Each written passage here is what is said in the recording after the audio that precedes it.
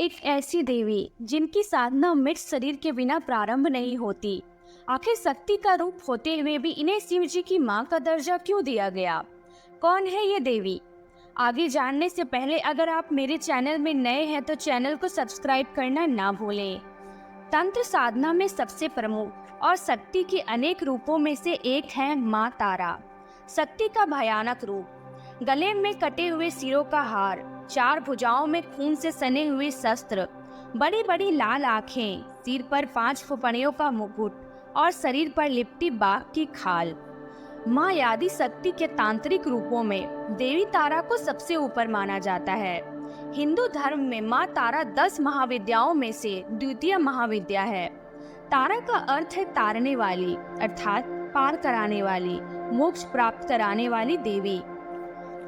मां तारा का नाम प्रतीक है अंधकार में रोशनी की किरण का, जिससे इस दुनिया का हर एक ऊर्जा का जन्म हुआ।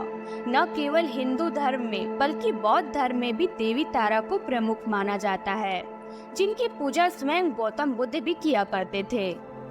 दुनिया भर के तांत्रिक और बौद्ध भिक्षु भी इस बात को मानते हैं कि जो देवी तारा की सभी परीक्षाओं को पार कर लेता है, उसकी कोई इच्छा अधूरी नहीं रहती। आखिर मां तारा को शिव जी की मां का दर्जा क्यों मिला? क्या आप जानते हैं देवी तारा जो शिव जी की पत्नी पार्वती का रूप है, उन्हें शिव जी की मां का दर्जा क्यों मिला? एक बार ऋषि दुर्वासा के श्राप के कारण देवताओं की शक्तियां नष्ट हो गई। तब देवताओं ने दानवों के साथ मिलकर समुद्र मंथन किया। समुद्र मंथन के दौरान 14 रत्न बाहर आए। उनमें से एक था हलाहल विष। यह विष इतना खतरनाक था कि अगर इसकी एक बूंद भी धरती पर गिरती तो इसके प्रभाव से पूरा संसार नष्ट हो सकता था। संसार को इस संकट से बचाने के लिए शिव जी आगे आए और इस विष का पूरा प्याला पी गए। फिर क्या, हलाहल ने उनके शरीर पर अपना प्रभाव दिखाना शुरू कर दिया। उनका पूरा शरीर जलने लगा। दर्द और पीड़ा से बेचैन होकर शिव जी ने मां आदि शक्ति को पुकारा। मां आदि शक्ति देवी तारा के रूप में प्रकट हुई और भगवान शिव को एक नवजात बच्चे में बदल दिया। देवी तारा ने भगवान शिव के नवजात रूप को अपने गोद में लिया और उन्हें अपना दिव्य दूध पिलाया। इस दूध की शक्ति से विष का प्रभाव कम होने लगा और शिव जी की पीड़ा समाप्त हो गई। इसलिए हिंदू धर्म में मां तारा की मूर्ति को कई बार शिव जी के नवजात रूप के साथ भी पूजा जाता है। जिस प्रकार हिंदू धर्म में रामायण और महाभारत की कथाएं सुनाई जाती है, उसी प्रकार बौद्ध मठों में सभी भिक्षुओं को तारा मंत्र सुनाए और सिखाए जाते हैं। यह मंत्र उनकी सुबह की पहली साधना होती है। इस साधना में वे मां तारा के सामने पूरे ब्रह्मांड का समर्पण करते हैं। बौद्ध धर्म में मां तारा को मदर ऑफ ऑल बुद्धा के रूप में जाना जाता है। पूरी दुनिया में जहां मौत से जुड़े विधि विधान को मंदिरों से दूर रखा जाता है, वहीं इस मंदिर से जुड़ी जमीन में बना है शमशान घाट। वेस्ट बंगाल के वीर भूमि में बनी तारापीठ में बना तारा मंदिर एक ऐसी जगह जहां हर तरफ अघोरी और तांत्रिकों का वास है। तारापीठ की ऊर्जा इतनी शक्तिशाली है कि यहां आने के बाद हर कोई आश्चर्यचकित रह जाता है। यहां हर साल लाखों लोग आते हैं और मां तारा की पूजा आराधना करते हैं। लोगों की ऐसी मान्यता है कि मां तारा शराब और बकरों की बलि से प्रसन्न होती है, इसलिए यहाँ रोजाना कई बकरों की बलि दी जाती है। मंदिर प्रांगण लाल खून से पटी रहती है, लेकिन माँ तो माँ है। जो भक्त सच्ची हृदय से माँ को पुकारते हैं, माँ उनकी पुकार जरूर सुनती है, बस हृदय सच्चा होना चाहिए।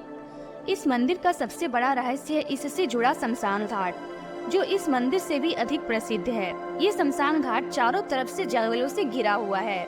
कई साधु और अघोरी तांत्रिक यहाँ रहते हैं और चिता के ऊपर बैठकर अपनी साधना में लीन रहते हैं। कुछ अघोरियों ने यहाँ पर झोपड़ियाँ भी बनाई हुई है और उन्हें इंसानी खोपड़ी और हड्डियों से सजा रखा है। शमशान में ऐसे डरावने नज़ारे होते हैं कि किसी भी इंसान की रूह तक कांप जाएगी।